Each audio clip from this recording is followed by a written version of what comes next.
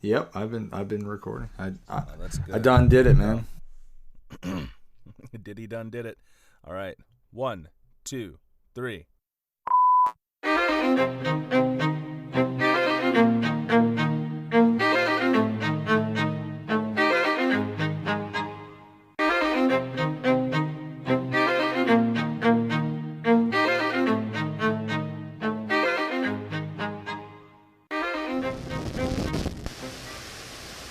Welcome to the PolitiPop podcast, the podcast where we take your favorite Gone Too Soon actors and discuss the social and political themes of his iconic roles. I am your co-host, Mike Booch, and I'm so enthralled to be joined by my co-host, Ty, what's up? Dude, I'm just really excited to talk to you today, as a friend, and that's pretty much it.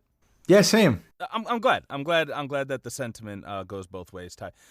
But we're here today. We're gonna do a little bit of housekeeping at the beginning, as we are wont to do, because there's much house to keep these days. But the crux of this episode is going to be talking about Chadwick Boseman. I don't want to say eulogizing him because I didn't know him, so I feel that's kind of weird. I didn't follow his entire career like I have some other celebrities, so. We're just going to be discussing Chadwick, what we know about his roles that we've seen him in, the impact those had, and, what we do know about his life, based on what others have had to say. So before we get into that, let's do a little bit of housekeeping. What do you have on your mind today? What's grinding your gears? Yeah, I mean, the Mandalorian trailer just dropped, right? And I think a lot of people are excited about that. That was the one piece of Star Wars content that I think was less controversial that people really seem to enjoy. We'll star Gina. Oh, you did think that, but you thought wrong. Yeah, well, Gina Carano, who who stars in The Mandalorian, decided to come out on Twitter and say some really fucked up shit. She has been putting some alt-right stuff, anti-mask stuff, and may or may not have attacked trans people. So it's kind of wow, that's 2 co-stars this season. Yeah, it's kind of allegedly bad. Wait, on that show? Yeah, dude. There's a case against Rosario Dawson. Oh shit! She hasn't been proven guilty or anything. The case came out in 2019. I just found out about it now. Wait, she was in The Mandalorian? I don't even remember this. She's been cast for season 2 as Ahsoka. Oh, okay, right. My favorite Star Wars character. Apparently this isn't funny, by the way. This is it's fucked up. What we call in the podcast business a hate crime. So Rosario Dawson's mom, I guess that she was the landlord for a trans tenant, a trans man, and they were trying to evict this tenant, and and when the tenant refused to go, Rosario's mom dragged him out by his arm and sat on top of him, started punching him in the face, and Rosario allegedly held him down, and then her mom said, "Not much of a man now, are you?" Something like that. Oof. Yeah, so I haven't heard anything else about it except for that initial thing, and same thing with what was it, Gina Carano? Yeah, Gina Carano. Yep. Yeah, so same thing with Gina. I didn't know about the anti-masker stuff. I did know that she said some fucked up shit about trans people. Well, it started with I guess Pedro Pascal had added the pronouns he/him on his profile, so she went and put boop bop beep on hers.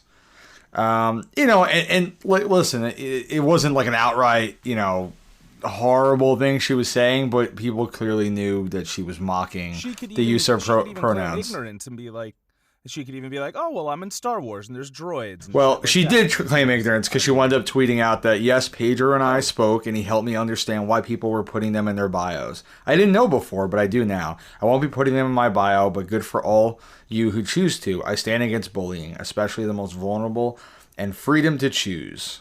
So she's claiming she didn't know, she kind of took a back step on that. But she has also, supposedly come out with some anti-mask stuff and just some stuff that has raised some red flags, I think, on who she is a little bit. And it's kind of disappointing. It really is. Like, it does suck to know that trash people exist in all facets of life and in all corners. So, of course, like we kind of fall in love with these heroes that we see and on screen and everything. And then when it turns out that the people who portray them are not as morally sound as the heroes we see, it can be disappointing, just like you said. And especially for I don't know exactly how to say this, especially for an actor who like Gina is pretty built. Like, yes, she, in some ways, like her physique could be referred to as a little more masculine than your stereotypical for sure woman physique. Personally, I think she looks great regardless, and I'm all about body positivity regardless what shape your fucking body's in. But I'm sure, like, if there were a transphobic person, like, that's something that they would say to her, and I'm sure she probably has heard that before. So for her to come out and be as insensitive as all that is a little jarring. The Antima stuff, by the way, is anti-mask, is really rough too. I bet she like follows QAnon. Probably. It seems to be the consensus among those kind of people, Speaking of transphobia, were you going to talk about JK or no? No, I figured you would. In fact, I knew you would. Well, I'm going to be honest, I didn't have any housekeeping notes. Oh. I was just like, you know what? Ty's going to bring up stuff, and we'll do that. And then, of course, I'm like, oh, yeah, JK Rowling. So, yeah, for those of you who don't know, the woman that you grew up on her works about inclusivity and believing in yourself and standing up to authority who abuses their power. And the Harry Potter series probably helped a lot of people come to terms with who they were in their own identities as far as personal and where they stand on their own sexuality and heteronormativity and everything. This woman who's given an entire generation of children, now adults, the courage to stand up and know what is right to do. It's beautiful. It's really beautiful. Continues to come out with transphobic stuff. And honestly, more power to her, because like she's tripled down at this point. Yeah, like, she hasn't tried to pretend that she's not garbage, and she's just like, you know what? I'm garbage. Like, let me appeal to other garbage people. Yep. And she knows her base. She just, I think it's so fucking dumb. Like, just shut up.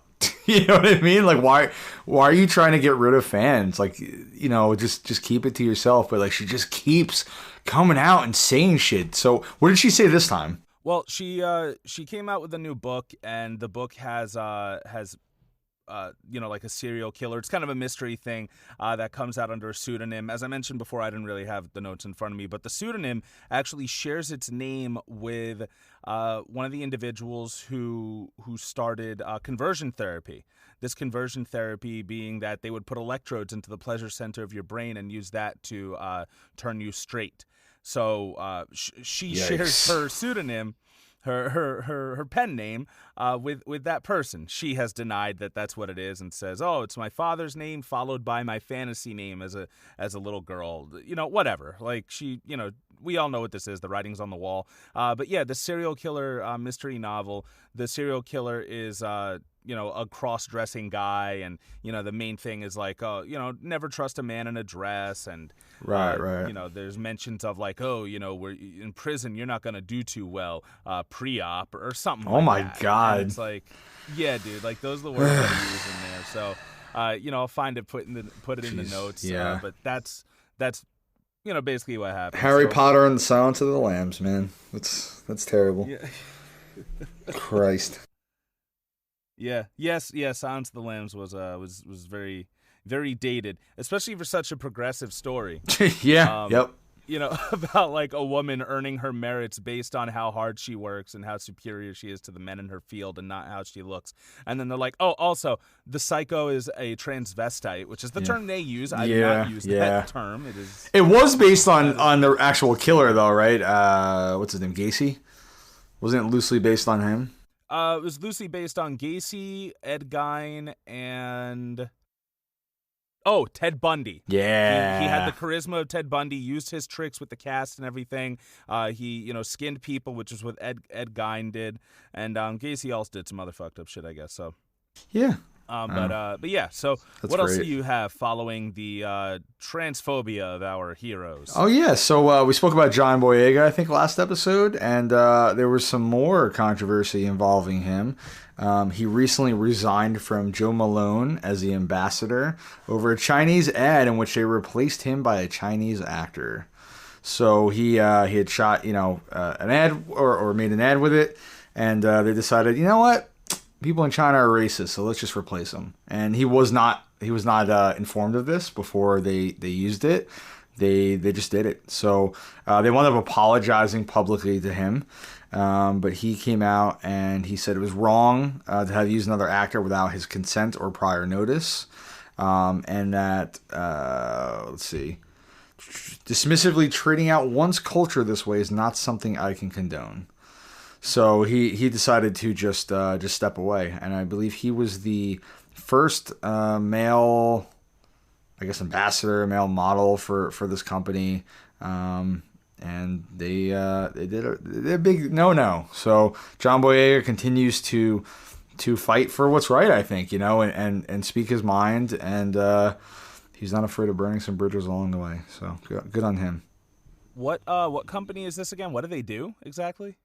It looks like it's a perfume brand. Okay, so it's a retail brand and everything. Yeah. It's like I guess he was the first male model for them. I wonder if it's just like him, doing the Dwayne Johnson pose, buttoning his cufflinks and looking away. Yep. He has the black hands and everything, and then it's just a Chinese face on his body. Oh, is it a terrible Photoshop? Oh or God! Is it a completely different model? I believe it's. They're like, we don't even need to hire someone. We can just Photoshop it. Yeah, just God. Photoshop. Cut some corners. Also, if you were on Reddit like I am, you followed QAnon like I do, you would know that Jon Boyega just genuinely hates Chinese people. That's another thing that the mainstream media is not going to tell you. Yeah, no, I'm kidding. Jon Boyega is a national treasure, even though he's not from our nation, which he's more power to him for he's a national treasure for England. So, but it's interesting, right?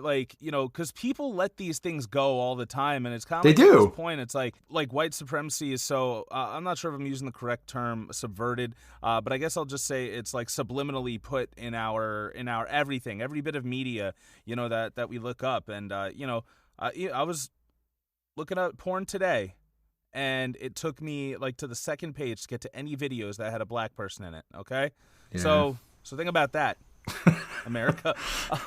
I just think it's cool that he's been speaking out against racism and talking about his own experiences. I think it would have been wrong of him to not step up when he was put in this position.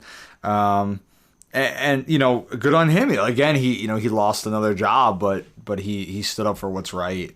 And this comes right after he just came out and called out Disney. So it's a lot, to put on this guy. But he's fighting. Good, and power to him for it. Let him do it.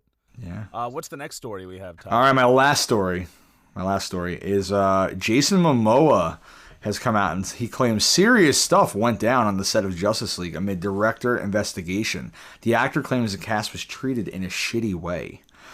So he's basically come out.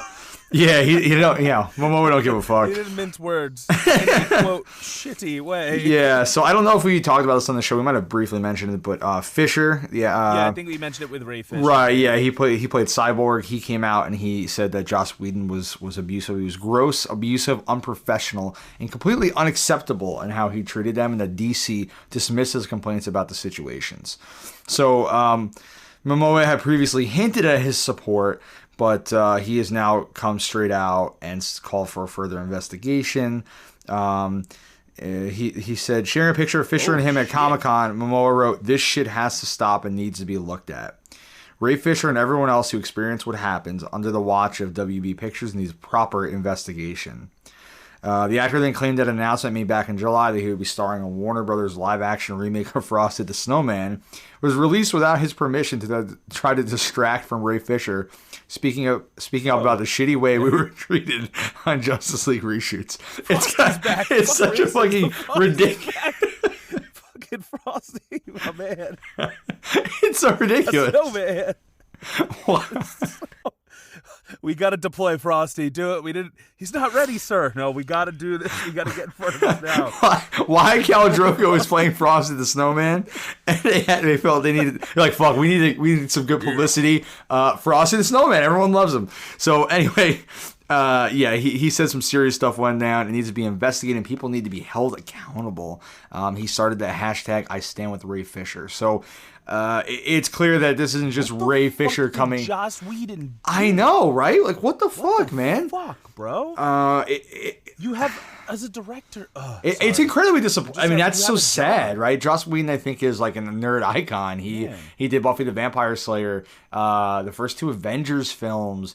You know, he did Firefly, Serenity, like he feminist stuff. Yeah, supposed to be him. But stuff again. I bet he fucking brought a trans person on set and had everyone fucking say mean things to that trans person. Turns out all of our heroes are transphobic. Yeah, pretty much, right? Well, I don't know. He cheated on his wife like a couple years back, and I feel like ever since then, he's just been on a downward spiral. And if people don't know, he wound up leaving Marvel after Avengers Age of Ultron, because he said it burned him out. It was too much work. Like, he couldn't take it anymore. And then he wound up signing on to do Justice League after Zack. I just feel like he's like, damn it was so hard trying to abuse all these cast and crew. Yeah. Nobody was helping me abuse them. You know how hard it is to abuse Robert Downey Jr.? That guy's fucking hit rock bottom before. All right? Like, there's no way. So he wound up signing on to Justice League after, sadly, Zack Snyder's daughter committed suicide. And it seems like the cast is standing behind Zack Snyder. You know, they seem to actually like really respect his vision, the way he treated the cast. You know, a lot of them are coming out with you know they want the Snyder cut. And I know Zack Snyder got a lot of shit, right? Like people hated on him, but clearly he seems like a better human being than Joss Whedon. So I think that's more important than your work. Which I would prefer. Yeah. Like, guess what? The movies he makes are Zack Snyder movies. Fair. I remember when I saw Justice League with you, Batman v Superman with you for the first time, and like Bruce Wayne was floating up with the hurricane of bats around him, and I'm like, okay, all right, it's that kind of movie. Like, that's what we're doing. Like, he just goes over the top, you know, real like cinematic popcorn, like visual stimulation. That's his stuff, and I'm okay with that, you know, because like he doesn't have to make Nolan level shit. Yeah, that's not his thing, you know. He's a solid, but most importantly, he's a good man. I don't think he's a bad director. You know, I thought Man of Steel was good. I liked Dawn of the Dead remake. 300, you know, has its moments. He's not an amazing director, but he definitely has a visual style. It's a fun film. Yeah, you know, exactly. And apparently he treats his cast and crew well. So that's very important. And fuck Joss Whedon. I just picture. Yeah, like I just picture like all the, you know, the cast. They, you know, the meme with Wolverine from the animated series. Yes, and he's holding the photograph in bed. It's just like it's them and Zack Snyder. It's just like, do you think Zack Snyder was? Do you think like he was just smoking weed all the time with them and who knows, shaming, man? Gal Gadot for her pro-Israel stance and shit? I wish that'd be amazing. It's just like what did he like? What happened? You know, he comes on the set. I think most of the movie was filmed. He just came in to finish it, and the dude's like, no. We're scrapping all this shit, reshooting a bunch of stuff, and I'm going to abuse the fuck out of everyone on set. So it's just like, what happened to Joss Whedon, you know? Like, who hurt you, man? He goes like, hey, Jason, I see you're playing Aquaman. And he takes like a bottle of water. He just slowly unscrews the top, and then he starts pouring it out on the floor. And he's like, how does that make you feel, Aquaman?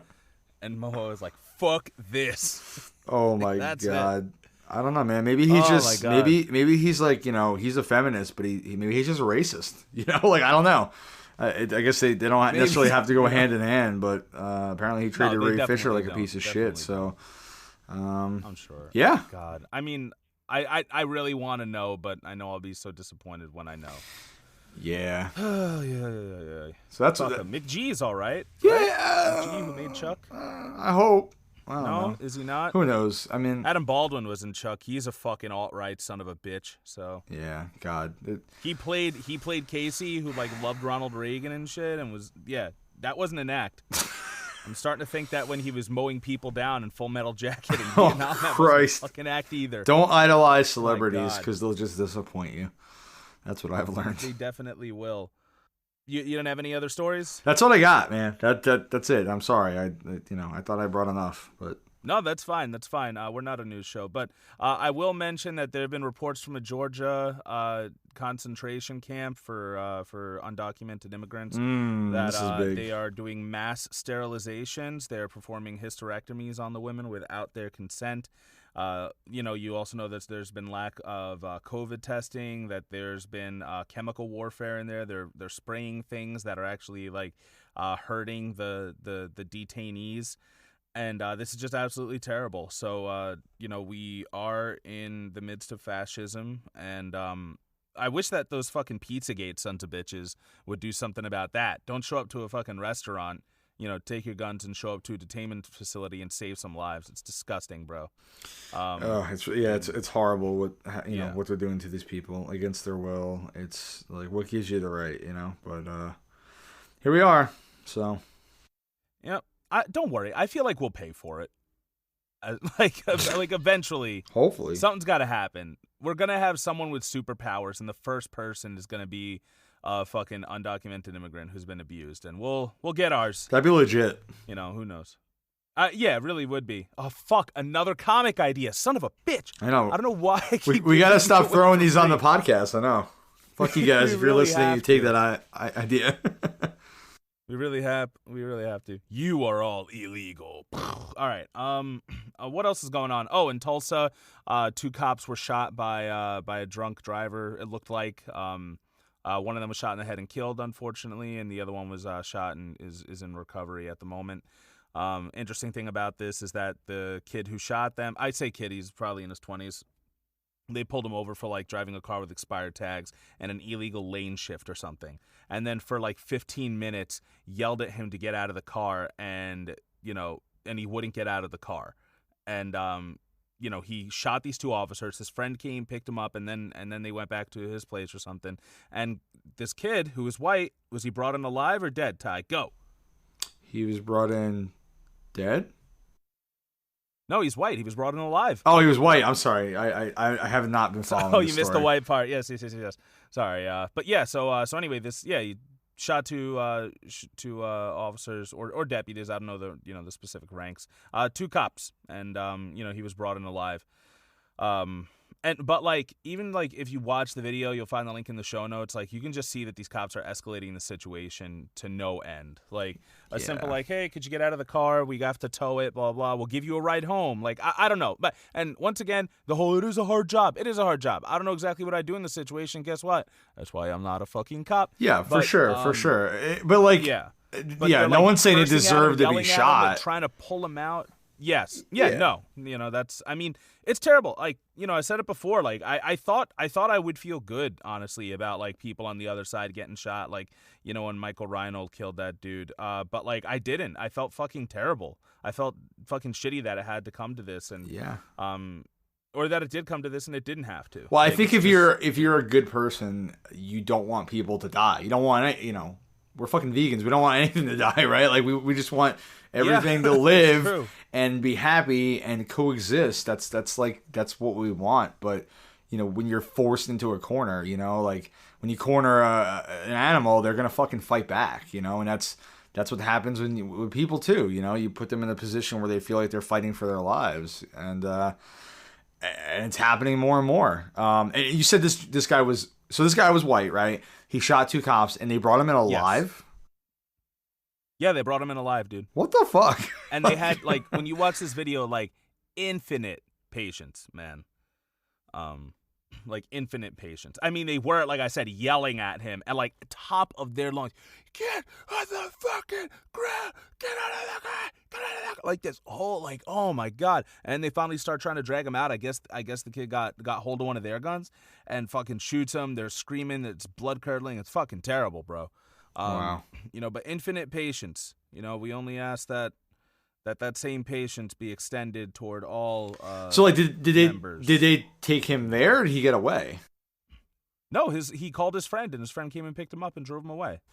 And he's on the run, or they got him? No, they got him. They got him, okay, and they okay. arrested the friend. They said the friend was an accessory to murder. Jesus Christ. The lawyer's like, hey, he didn't do any. Like he showed up after the shooting happened. Like he had nothing to do with this, so he's not. He's looking to get those charges dropped. But yeah, so whew. Wow. It is rough. I think that was all I had. Our president said that he acknowledged that he wanted to assassinate somebody, another world leader. He acknowledged that happened. Apparently there was a town hall for Trump that didn't go so well, but I didn't watch that yet, so that'll be interesting. Yeah. At least we have a strong candidate in Joe Biden to oppose him, so it's gonna go great. Man, at least we riding with Biden. All right. So we're talking about a lot of people that are letting us down. We're saying don't idolize celebrities; they'll let you down. But you know who hasn't let us down, except for the fact that he was all about like Kamala Harris. Yeah, that did let me down actually a little bit, but but a lot of people. My thing, listeners, is I keep telling Ty that just some people don't know better yet, or some people aren't there yet. Some of you listening might not be there yet. yet, so it's okay. Yeah, it's okay. Yeah, and that's very true. And but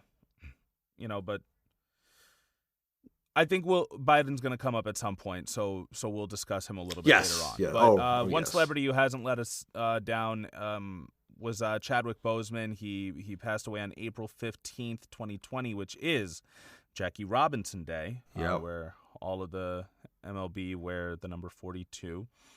Which is the name of the movie in which he starred as Jackie Robinson. Wait, he was in a movie about Jackie Robinson? No shit. Yeah. Wow. He played him. That's pretty awesome. I didn't even know that. But yeah, so we're just going to be talking about Chadwick and some of his iconic roles, like I mentioned at the beginning, and what we've seen, what it means to us, what it probably meant to others. So yeah, Get On Up is the biopic of James Brown, the godfather of soul, and Chadwick Boseman was chosen to portray him in this film.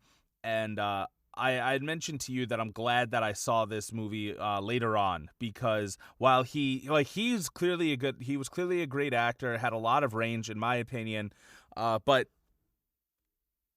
this was energy, this role as James Brown. It really blew me away, and I lost myself to the role, even the parts that had weird makeup. Like I didn't really see Chadwick, and I only knew him as T'Challa. I didn't know anything about Chadwick Boseman until he made it into the MCU for Civil War. Most people didn't, right? Like that's when he became a household name. Yeah, and I think the reason is because, of course, like the MCU is primarily catered to a child audience, and of course those children who grew up into adults, being us, and love those characters as well. But it is a very wide audience. I do think that him playing James Brown also did something similar in that, like, in the movie he says that there's no bit of music that doesn't have a bit of James Brown in it, not one bit. Yep. When he talks about how innovative he was as a musician and everything, and bringing stuff to soul and R&B, and just being so versatile as an artist.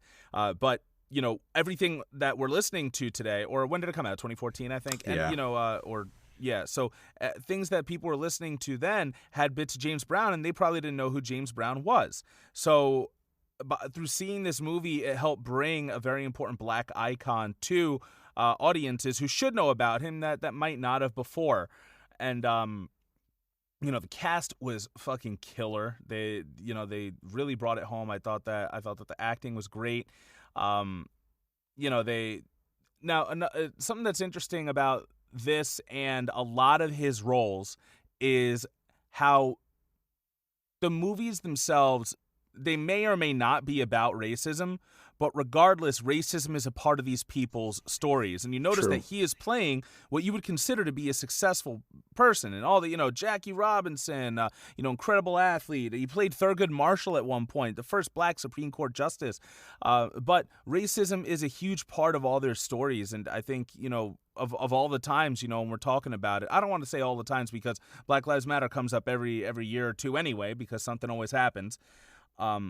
But, now it is interesting that is a part of our discourse. And, as Chadwick passes, I wonder what it's going to mean to people to see these movies for the first time and try and, as they look through his filmography, just like you and I had to for these.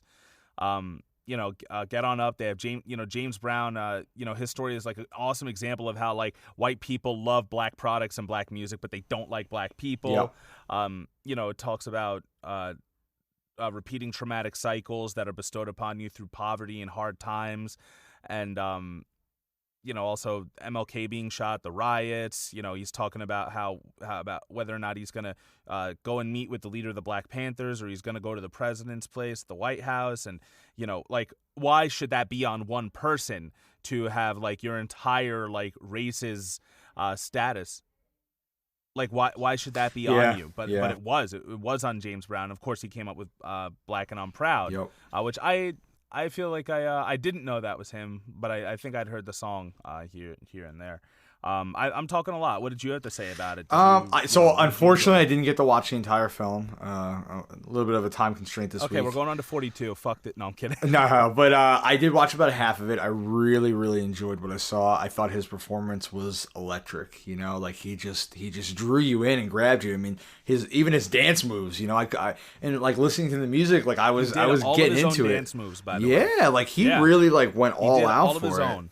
Like you said, I didn't even recognize Chadwick, when I was watching like 21 Bridges, I still knew that was Chadwick Boseman, but watching this, I didn't think that.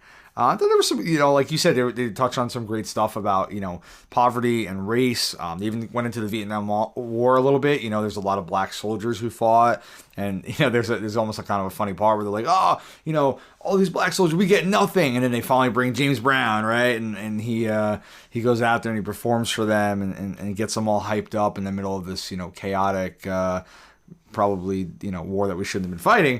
It was really great. Oh yeah, definitely. It was a great film. I'm surprised more people haven't talked about it. I'm hoping maybe like you said, people are going to revisit it as we did, and go back and watch a lot of his work, and maybe he'll get the praise that he should have gotten back then, because I really didn't hear much. I didn't hear much about it.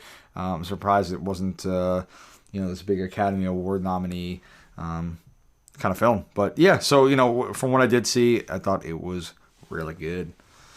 Yeah, well, definitely finish it, and you'll, you won't be sorry for it. That's probably my favorite Chadwick film, and I know that's rough to say given all the great work he's done, but that, like you said, electric, and that was the perfect way to describe it. Yeah, for sure. He also was in the film Express, which is about the first African American Heisman winner. Wow. Okay. He played a supporting role. He played a defensive end in the movie. He didn't play the first Heisman. Come on! But interesting how he kind of gravitates to roles with that. I only just found out a little while ago that he was in Thurgood Marshall's biopic too. I'm like, nice. Holy shit. Like, it is interesting because we have we do have certain actors who are typecast and are pigeonholed, right? Like you talk about your action stars, Bruce Willis, Arnold Schwarzenegger, Sly Stallone, like, they're the action guys. Then you have like your drama guys. You got your Morgan Freeman, your Tom Hanks, Denzel Washington and stuff like that. And, it seems like Chadwick was the biopic guy, like the black icon guy. Like he could, the Avatar, dude, like fucking Avatar, The Last Airbender. He was able to channel all the black icons who have come before him through his own performance. And I'm very curious as to what he would have gone on to play. Yeah. I mean, I know. Yeah, I think he was really developing into an extraordinary actor, and it's a real shame that we're not going to see what he could have done. But his story is interesting. Like he went to school for acting. And he was actually given the opportunity to go to Oxford University in England, but he couldn't afford it, so he wasn't going to go. His instructor at the time was actually friends with Denzel Washington, and she contacted him and some other friends, and they paid for him and some other students to actually get that opportunity. So his acting career was more or less started by Denzel Washington. So, he was helped by another black actor. And one of his, I believe it was one of his award speeches, I'm not sure which one it was, he thanked Denzel. He said, without Denzel, there is no Chadwick Boseman. And I think that's so great because he went on to help Michael B. Jordan. Michael B. Jordan always talks about how a lot of opportunities came from Chadwick. He was mentored by Chadwick. They were very, very close friends for 10 years before Chadwick's death. So it was a cycle of giving. It started with Denzel. It was given to Chadwick, and then he gave it to Michael B. Jordan, who was also an extraordinary actor. I mean, talk about 3 fantastic actors. So I thought that was that was really cool. That the kind of that like lineage being passed down of goodwill and helping each other. And of course, Chadwick starred opposite Michael B. Jordan in Black Panther, which is it's more than just a superhero movie, right? Like.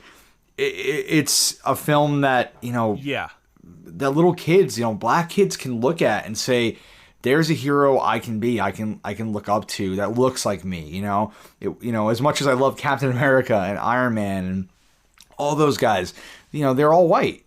And me as a white person, like it's easy for me to really like. All right, they all look like you. Yeah, with your nice goatee, like Tony Stark, and your strong jaw. I don't have a goatee anymore, but thank you.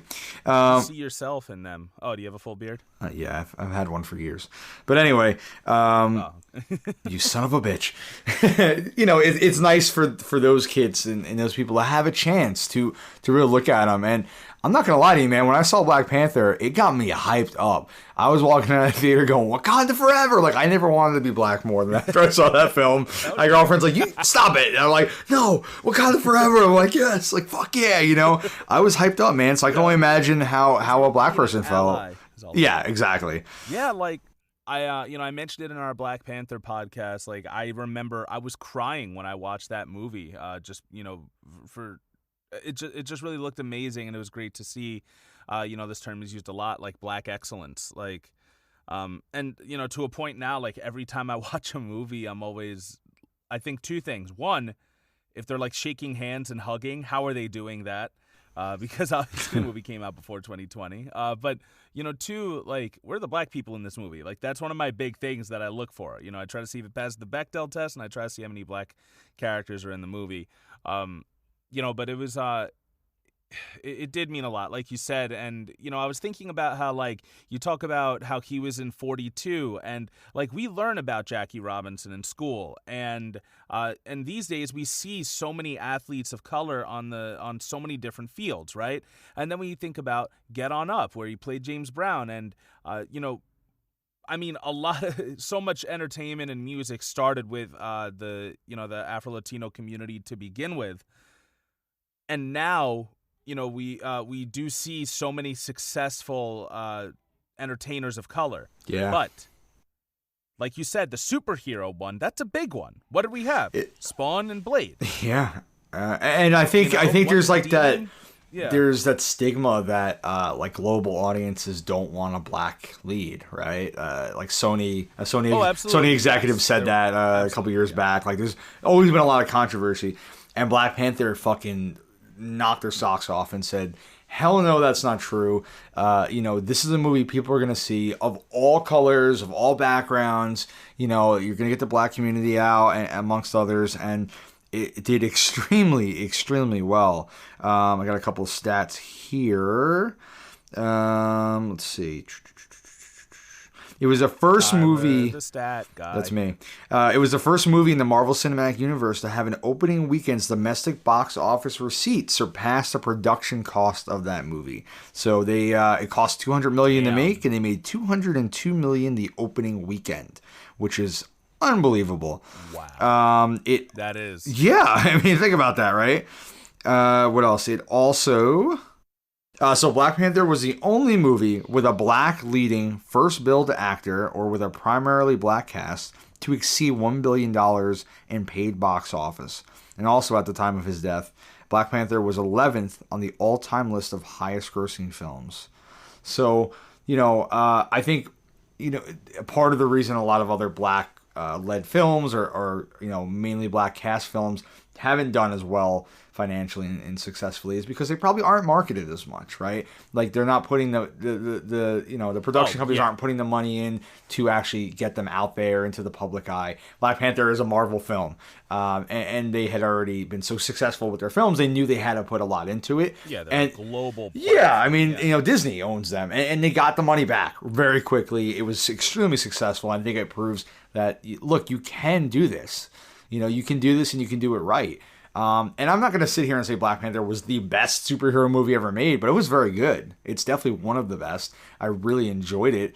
It has some great performances, some great, Forrest Whitaker's in it, Michael B. Jordan. There's some great people. And it's awesome. Yeah, and if I could talk about those performances, like that was a really big risk because there hadn't been a movie like this before with this kind of budget and this kind of studio behind it that is like majority black cast, crew, like an audience. Like that's really what they were going for, and it paid off so much. But I talked about how, like, why was it up to Jackie Robinson? Why was it up to James Brown, to like carry all this, the perception of their race and everything? But it was up to these people. It was up to Michael B. Jordan and Danai Gurira and Chadwick especially, and Letitia Wright, and it was up to all of them and everyone in front and behind the camera to make an amazing film that's going to say to the entertainment industry, guess what? This is what people want. Imagine now all of the jobs that are going to be created because of that film. Like, that's monumental. Oh, absolutely, absolutely. And I mean, it was nominated for the Academy Award. He actually won the Screen Actors Guild Award for Best Actor, Best Performance by a Cast in a Motion Picture for Black Panther. I mean, that's crazy. That's huge that it actually got nominated and won some of these awards. As a superhero film, but I think the fact that it meant so much more is the reason why they did that. And yeah, and I'd like to think that was like that was the most Chadwick, and here's why. He in a lot of his other roles he has to become somebody else, but T'Challa there is no on-screen precedence for in that way. Like there's animated, sure, but like he got to build T'Challa. Like he came up with the Wakandan accent. He did. Yeah. He put so much of himself into that character. Well, he pushed for that, right? They wanted him to do a regular American accent, and he was like, "It's supposed to be like an African nation that has been cut off from the world, right? Yeah, like no European colonizers have come here. So why would I have a European accent?" So he pushed really hard for that, and he was very successful in coming up with that accent. A movie that he didn't have to make up an accent for was 42, and we'll bounce back between a few of them. I just had some stuff I wanted to say about 42, because me, I didn't really grow up with sports and everything. Like, it's so interesting how so many of these themes intertwine between the different films. We talk about fighting for a country that oppresses you. They talked about like World War I and how you can still fight for America, but when you come back, you got to eat in a different part of the restaurant, sit at the back of the bus, stuff like that. I will say that this is nothing to say about Chadwick's performance or Jackie Robinson's story, but everyone in this movie is acting their absolute hardest. And I don't mean that in a good way necessarily. Like Harrison Ford is like chewing this scenery. It's definitely cheesy. It's a cheesy film. Yeah. I actually looked up to see if it was directed by Sam Raimi, but it was not. But there were a lot of moments where I cried. I noticed just like, there's something, we say that we lose him in these roles, but there's one thing that he has this little smirk that he did. And like, that's really Chadwick. And it's this beautiful smirk that he does. He's so handsome, just so bright. Makes you fall in love with him. Yeah. And, I mentioned how it's interesting how so many successful black people, racism is a part of their story. I just said white people hate black people in sports, LOL. because like they talk about even just like being there, and just like these Negroes are ungrateful and stuff like that. Like, well, we're still seeing that history doesn't change. Yeah, we're still seeing that. Like all the all these football players and baseball players who are kneeling for the anthem, who are locking hands in a moment of silence. They've all these conservatives are coming out and saying, "Well, I'm done with sports." I used to like football. I used to like baseball. They're wasting my time now. It's okay to say the anthem and put your hand over your heart for the flag, but don't make it political by talking about black people being murdered. So let's just keep that out of sports real quick.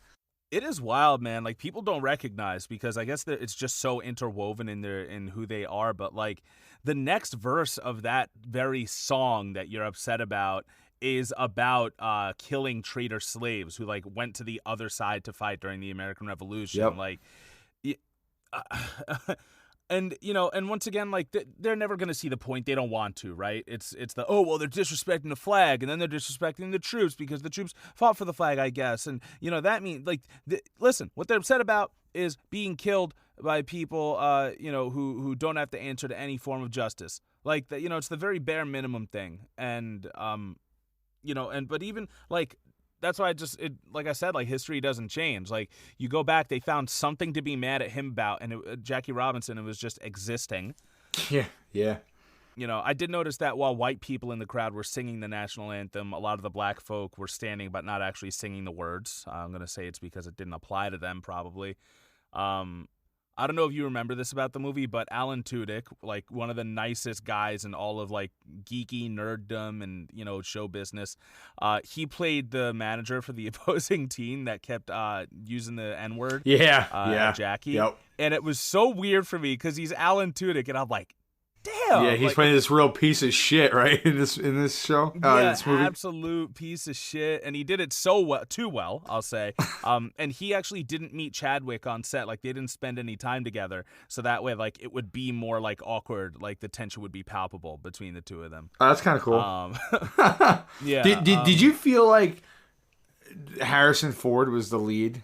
Because this is something that I heard on another podcast that I enjoy, Move Left Idiots, and I've actually read that before, where like he kind of starts and ends with him. Yeah, like kind of like Jackie Robinson's not exactly the focus, which is kind of weird, but yeah. Like I said, the movie starts and ends with him acting his ass off, like he's the one to tell Jackie, like, you've got to overcome this, blah blah blah. Like, it is that class. Oh my god. Oh my god. He really does all the acting anyone needs in that movie, Harrison Ford. Yeah. And talking about the struggle of black people in that, like, it is a common theme in his movies. Even Black Panther, right? Like, Michael B. Jordan's character in Black Panther, his whole thing is that black people have been suffering all over the world. He grew up in America. His father was banished from Wakanda and killed, I believe, and Michael B. Jordan grew up in America, impoverished and abused, and he sees like what Wakanda has, right? It has like all this technology and this great place, and he's like, you could use that, you could help black people all over the world like rise up and like finally get the equality they deserve, and that's like that's a really big theme of that story, and not necessarily saying that's the right thing, but like, like the idea that black people are suffering. Equality is the right thing, but Killmonger wanted like domination. Yeah, he for sure did. That was where, I mean, I was kind of with him, honestly, dude. Stop white people. I still am. Yeah, I'm still with him. To be honest with you, I'm still with him. He said, and his father said, like, these people are over policed.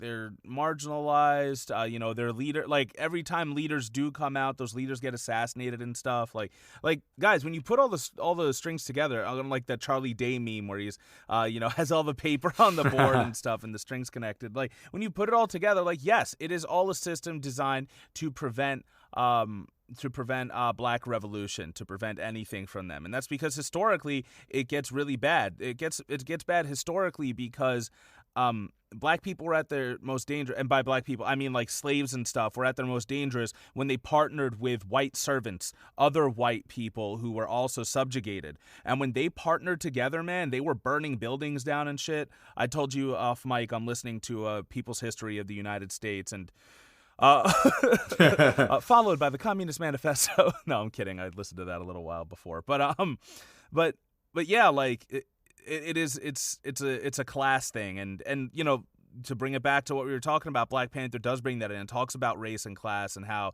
you know, like everyone in Wakanda, like they have privileges that a lot of people who look like them don't, and you know, it's interesting to see the kind of, you know, the kind of person that's created from that. Like him and T'Challa could have both become like a very similar person had they both been in similar circumstances growing up, right? Exactly. Yep. That's exactly the message of that film in a lot of ways. Yeah, I guess that's what T'Challa says, right? When he goes back to the the plane of the ancestors, and he's like, "You were wrong. Why didn't you save the boy?" Like, and then by the end of the movie, you know, he realizes like we have to treat each other like we're all one tribe, and that's, you know, now he, you know, that's what he was able to discover through everything he went through with Killmonger. Yeah. They open their borders, right? Like that's what it's all about, is opening your borders. Yes, they sharing do. with your neighbors. And it fucking destroys them later when Thanos comes. Well, through. I mean, fools. I mean, it was gonna fuck everyone over no matter what. But yeah, like, you know, as America is, you know, close the borders. You know, Black Panther's talking about opening them, and that's the only way to really, you know, unite the world. So, good message. And by the way, borders aren't fucking real, guys. Okay. Yep. They're imaginary lines. The natives and the Aztecs and the lines were drawn by the fucking genociders who at one point were starving so bad that they were pulling up corpses and eating the meat from their bones because they didn't know how to work the land like the natives did. Really interesting book, People's History of the United States. Is fucking wild, and they do mention, just like Killmonger does, the slaves jumping over over into the ocean so they wouldn't have to be kept in captivity. Yep. They also mentioned some slaves killing each other on the lower deck so that way they could conserve oxygen because they were in terrible, inhumane conditions. But yeah, that was, that's just bold, man. You're gonna bring in slavery and shit into a kids movie, like.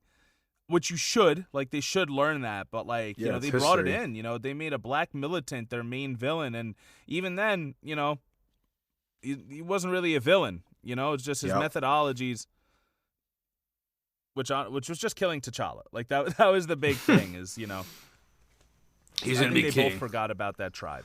And you know, as we're talking about Chadwick, this entire time that he was filming, you know, the Black Panther movies and doing all these Marvel films, he was sick, right? He had colon cancer. He'd been diagnosed in 2016.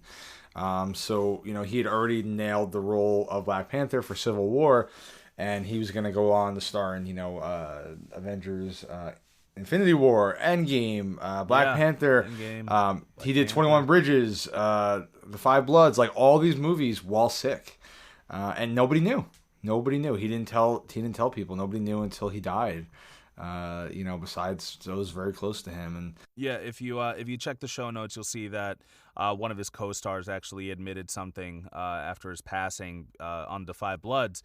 You know, he said that he worked with him and, like, he was excited to work with Black Panther of all people, but, like, you know, in between takes he would be, like, you know, getting he'd have, like, his Chinese masseur there giving him massages, and his makeup person massaging his feet. His wife was there holding his hand and stuff, and, like, and you can even tell, like, you know, as a lot of his characters, especially as, like, Jackie Robinson and T'Challa, he was jacked, bro. Like, he was in really great shape. And in Da 5 Bloods, I haven't finished it, you know, similar to where you are with Get On Up. Like, he's like thin, you know, but he still is very powerful. You know, and he said, like, you know, I probably shouldn't have judged him the way that I did. I thought he was, like, high maintenance, and he thought that the fame had gone to Chadwick's head. But, you know, really he was just trying to survive, man. Yeah, like literally trying to survive. Yeah. Can I talk a little bit about Da 5 Bloods? Did you watch it or no? I did not. No, that's next on my list. All right. So this is a Spike Lee joint, and the whole thing is about a bunch of Vietnam vets who returned to Vietnam to find the remains of Norm, who was played by Chadwick, their squad leader, who died in Vietnam during the war, and also to find some gold that they hid, and become get their fortunes that they're owed. And the whole movie actually starts off with like talking about the Vietnam War and showing actual footage, like Muhammad Ali talking about why he wasn't going to the Vietnam War and kind of how unfair and unjust the war was. And Chadwick plays like a black militant in this. He plays the Killmonger in this. He's talking to his squad mates and telling them like, listen, like we went and fought for these people, and yet when we go home, we're still treated like shit. Our people are protesting in the streets and getting shot. Meanwhile, we're here killing farmers. Like, that's a huge theme in this movie. It's actually their tour guide, who's Vietnamese. He calls it the American War, not the Vietnam War. And, that's what they all call it. And they talk about, PTSD and how one of the black guys is like, so they're all black. It was an all black squad. And they're blood brothers, which is why they're called the Five Bloods. Like, he's like, he has his PTSD and like, but he also like voted for Trump, and he's, doesn't like immigrants. It's very interesting how they go into like the nuance of what it means to be a black man and what it means to participate in imperialism, American imperialism. I am interested in finishing it. They do mention that one of the guys, he actually, spoilers by the way, if you don't want spoilers, don't just skip a little bit ahead. That like this one guy goes to this woman who he was with in Vietnam. She was a whore, and he was one of her regular clients, and she has a Vietnamese black daughter who's an adult now, and he's like, is that our daughter? And she's like, yeah, but I had to tell her that her father died because like, we wouldn't be accepted anywhere, if she was of, N-word blood. And she said like the white GIs from the American War, they taught us to use that word. Oh my God. Even same with Jackie Robinson, right? They were on the same team and still discriminating against your teammate. You can be fighting the same war and still be discriminating against your brothers in arms. Like, at one point, there's a radio show, and this woman specifically, like she says, like she's a Vietnamese woman updating the troops, and she goes, "Black GIs, Martin Luther King has been assassinated. Your country is killing your people for speaking out against it and rioting and all this other stuff." And she says, why are you trying to fight communism here instead of fighting fascism in your own country? Oh, what a line! Wow. Yeah. This is a Spike Lee film, right? And yeah, it is. And Spike Lee, he does have a history of making socially conscious movies in regards to the black experience in America. Absolutely. And and this is it's definitely great. It has a strong message to send, and I'm interested to see more of Chadwick in it. Yeah. He is only there in flashbacks, and Spike Lee makes very prominent visual choices in telling this story. So and this is his last film, right? It's Chadwick's last film. Yeah. It also is starring Jonathan Majors, who is in Lovecraft Country right now. So definitely. Oh, is he in that? Yeah. Is he the lead in Lovecraft Country? He is. Yep. I saw him in this one like random sketch show, and I really liked him. And then I saw him in Lovecraft Country, and I'm like, yes! Like, I love when someone new gets in and I see them working a lot. Like, they can have a good year. Like, Chris Pratt like had a good year. Like it could happen. So it's good to see that. Oh, you saw 21 Bridges? I did. I did because I haven't seen it. I did see 21 Bridges. It's not. What's the plot of 21 Bridges? This propaganda. Oh God, I can give you the official plot, and then I can give you my plot. So the official plot is give him the plot. An embattled NYPD detective is thrust into a citywide manhunt for a pair of cop killers after uncovering a massive and unexpected conspiracy. So basically, the film is about fight Antifa and the thugs. Got it. It takes some interesting choices with police and the people they're chasing after. So basically, it's about these two guys who are hired to hit a rival drug dealer, and while they're doing it, the police show up, but no one called the police, right? So they wind up killing a bunch of these police officers because they're actually trained like former military. And they're way more trained than the police are, and they leave like a bloodbath in their wake. And what, they train for 7 months instead of 6? Yeah, exactly. So like one of them's white, one's black. The black guy actually doesn't want to kill anybody, but he gets kind of dragged into it.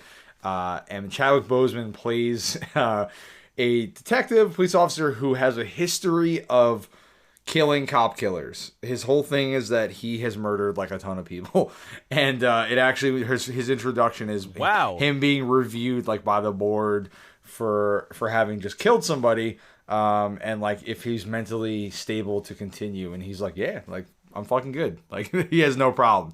So they're like, all right, we're calling you in. The Russo brothers are like, hey, you want another check, bro? You want another check? Yeah. He was like, fine, I guess I'll have They're like, you're going to be the guy. They're hiring, they want him because he's going to kill these cop killers. So they bring him on board, and they force him to work with another detective, this white female cop. And like basically this is like a conspiracy, right? And it turns out like a lot of the police are actually dirty, and that's why they were at the place. Like they were actually like sounds about you're like really shocking, right? So like the police are dirty, and for some reason it's never like quite explained, but Chadwick's the only one who doesn't shoot first, but like wants to know the truth of what happened, even though he's the guy that's known for shooting first. So whatever. But like, there's like FBI guys involved. Nothing like led to him to make this choice either, right? Because that's what basically starts the movie, is him not shooting that guy. Kind of. Like he didn't decide at the end, like, you know what? I learned something today. No, like he doesn't like go face to face with him until like halfway through the movie, but. Oh, okay. But like, he's just like, there's more to this story than meets the eye, Yeah, so like, they're like, all right, cops are dirty, and there's a part where he confronts one of the dirty cops, and he's like, I know the truth of what happened. You guys are going down. The guy's like, when I took over this precinct, my guys, they were depressed. There was a high suicide rate, high rate of divorce. My guys were underpaid. They sweat their blood, sweat and tears, for this city that hates them. It takes place in New York. He's like, was this a cameo? Was this a cameo for from the union? Yeah, right. It sounds just like him. He's like, so we take some money under the table, and my guys go home to their families. They can afford their houses. They can pay for their kids' college. There's nothing wrong with that, And Chadwick's whole thing is, it's wrong. It doesn't matter, what the reasons were. I got to take you down. So it's a cool action movie. There's some really cool stuff there. Some great chase scenes. And probably not his deepest role. In fact, I feel like he doesn't have a ton of dialogue. You don't really get to know much about his character. Yeah, this one seemed to be straight action. Yeah. His father was killed by a cop, right? Did they do a lot with that story? No. I feel like there's a lot. The movie starts. Not his father was killed by a cop. His father is a cop. Who was killed. Who was killed. I think that's like the whole thing of why he kills cop killers, They start with like the funeral for his father. So he's Batman. All right, cool. Yeah, so it starts with the funeral of his father. Batman. They bring it up a few times. But they never really like get into it beyond like, he should want to kill these guys, but he wants the truth, and he kind of goes for it. So, another cool action movie with Chadwick. And I think that like they could have done a storyline in that movie, like a little plot where he actually finds the real guy who killed his father. And it's like, oh shit, I killed an innocent man or something like that. Yeah, they could have. Like even then when he interviews that guy, and I haven't seen the movie, by the way, so I don't know if this does happen, but like, and then like when he confronts that guy, the guy's like talking about how he was like a kid when he did it, and like he was so scared, and oh, I didn't know what to do, and the gun went off accidentally, like something like that. Like I think that would be the way to, the plot line from Spider-Man 3.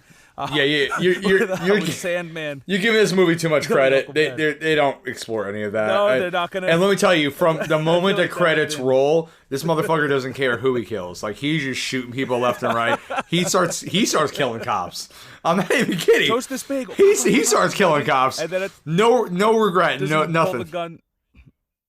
Does he put the gun to his own head at the end? He's like, one less cop, kill a cop, and then boom. Oh credits. My god. A Russo brothers joint. Nah, Man. it's wild. So yeah, there's not. Okay, honestly, I'm not gonna watch it now. Probably. Yeah, like I said, there's like they do some commentary on really good.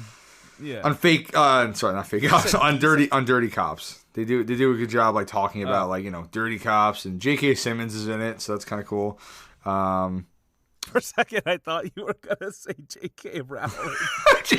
Yeah, JK Rowling's one of the police detectives who he partners up with, and she just, she hates black people. She hates trans people. I'm from SVU. We deal with all those fucking. Oh my god! No, I don't want to say what she would say.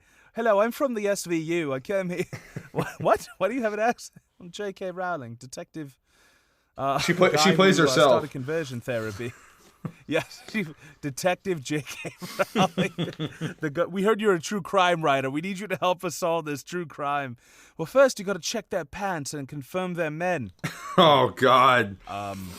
Oh Lord. Okay, I guess we'll do that. This is his second to last film. Radio. So if you want to see some more Chadwick, it's a cool action movie. I'm not gonna lie. There's definitely some cool scenes. I actually enjoyed watching it, but that being said, it's not his deepest film. It's if you like the fight scenes in Civil War, you'll probably enjoy the chase scenes in this. Maybe I'll give it a watch one night if I'm feeling in the mood. But yeah, so as for the actor himself, I like I said, I didn't follow his career that much, but from what I did, it seemed like he really was an exceptional talent, and he's obviously, he was 43 years old when he passed. He was gone too soon. There's a service that I linked to in the show notes where James Brown's daughter actually eulogizes him in South Carolina. And there's also a link to the tribute that Marvel did for him, and his Howard University speech. What's interesting is that I checked out his bio real quick, and it didn't mention like anything about him growing up through adversity, which is interesting. But from what I know, I guess he seemed to be doing okay, and then he had the option to go to college, and then luckily Denzel stepped in. Which is interesting because it seemed like he was on his way to be the next Denzel. Because Denzel was he was the Hurricane, he was Malcolm X. So similar. I think similar career paths, similar talents, and similar charismas.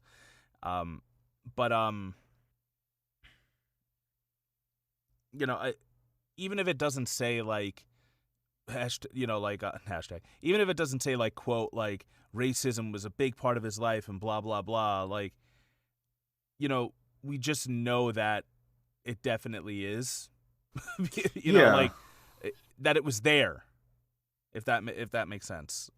That based on what he was able to bring to his characters, that it just like those characters who are also successful, it just goes to show us that everybody, if you have a certain color of your skin, it doesn't matter if you're rich, doesn't matter if you're poor, doesn't matter if you're successful, it doesn't matter if you're not, blue collar, white collar, entertainer, office job, whatever, you have racism being a part of your life. It is affecting your life in some way, shape, or form, some more than others. It's ingrained in us, man. It's in our DNA. And just because if he had a good childhood doesn't, look at Colin Kaepernick. That was one of the biggest things people said about him was he was so fortunate. He grew up, in a good household. He became so privileged. He was an NFL player making money, but he used his platform.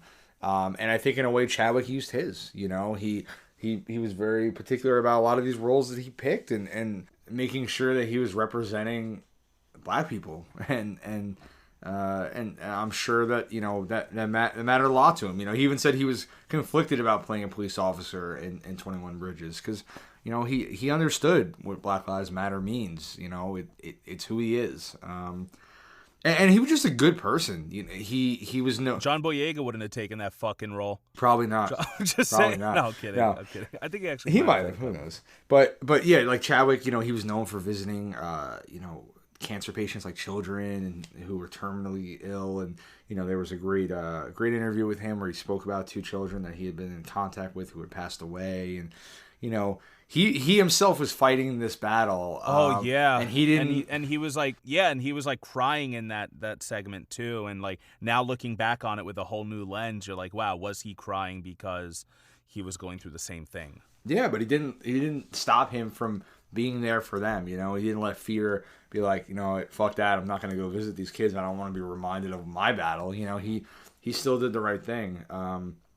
People just spoke about him being, a great presence and being like totally, keyed into his performances. And I think we got robbed of someone who was really going to be a legendary actor who probably would have won many more awards and gone on to do some great stuff. That being said, what roles would you have liked to have seen him play in the future in the better timeline where he lived? I would have loved to have seen him be in Black Panther 2. That would have been fantastic. Of course, the T'Challa role. Yeah, right? yeah, I feel like he'd be great at that. I mean, I don't know. I don't have anything in I probably should have particular. asked you that question ahead of time, so that way you could prepare. Yeah, for it. I don't but know. I actually, I think that he would be great as either Black Panther founder, Huey P. Newton, or Bobby Seale. Yeah, that'd be cool. It would be interesting to see like a Black Panther biopic. Maybe he could take a shot at Malcolm X. I was just see thinking that how it compares to Denzel. for sure. Right? Like he definitely has it. He has that charisma. He's got that swagger. There's Jack Johnson. He was the at the height of the Jim Crow era. This African American boxer became the world heavyweight boxing champion. Like Jack Johnson. Like those would have been some really iconic roles that I could totally see him playing if he had the chance to. Yeah, it sucks. It sucks. We'll never. Oh, or another comic book role. I've been reading Strange Adventures recently. Nice. By Mr. Odds and Tom King. You know how we like them from Mr. Miracle. And you'd think most of the book is going to be about Adam Strange. Most of it is actually about Mr. Terrific. And I'm starting to simp so hard for Mr. Terrific because Nice. he's written so well. Like, if he were to make the journey over to the other side, like go to DC, I could see him playing Mr. Terrific. Like, that would be That's awesome. cool. I was going to say Jon Stewart, Green Lantern, but that's pretty cool. Ooh, Jon Stewart Green Lantern would be nice. That's true. Oh, man. Or Icon. Icon is Milestone Comics. He was an alien who came here during slavery and took the form of the first thing he saw. So he saw a slave and then became one, and he's a superhero with all these superpowers, but he lived through slavery, like from America's inception. Nice.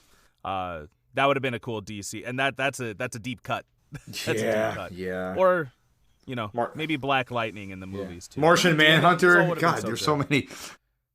Oh man. But yeah, rest in power, Chadwick. We were so grateful for you to give us the roles you did while you could, and we should all be so lucky to leave behind a legacy in such a short amount of time. Yeah, I agree, and I think if you're listening to this and you haven't seen a majority of his movies, like probably many people haven't, explore them, check them out. There's some on Netflix. You can find them all over. We mentioned just a few of his films. He has some others on there. Watch his stuff. Remember him. He gave his all, right? He did everything he could. He gave his all his performances. And the least we can do is watch him. And I think that is that's it. It can't be said any better than that. You have such a way with words. You know that? Why, thank you. All right, but what I will say is thank you again to all of our new followers. We've gotten 100 in this last week thanks to hashtag #NoComradesUnder1K. So we greatly appreciate that. Yeah. Remember to listen to us, rate and review us on Podbean, Apple Podcasts, Spotify, Google Podcasts, or the iHeartRadio app. You can find us on Twitter at PolitiPopPod. Find us on Instagram at PolitiPopPodcast. Email us at PolitiPopcast@gmail.com. And don't forget to find our show notes and sources at PolitiPopPodcast.wordpress.com. For the PolitiPop Podcast, I've been your co-host, Mike Booch. I've been Ty. Thanks, comrades. Yes, remember to never stop thinking, never stop learning. Actually ask for progressive policies from your candidate instead of just voting for him when he doesn't have any plans to change anything. And always remember to read between the lines. Wakanda forever. Oh, come on. You should know this, Mike. Come on. You were obsessed with serial killers. I know I was obsessed with serial killers. 10 minutes. Not to get off topic. No, it's fine. We need to do this. What company is this again? What do they do exactly? Joe Malone. I don't even know. Let's see. What is Joe Malone? Let's find out. Quick, microchip. I need you to hack into the mainframe.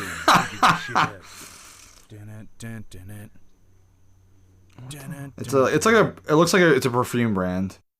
What's the word I'm looking for? Fuck. Approaches to. It does make some interesting choices. Here. Yeah. And scene.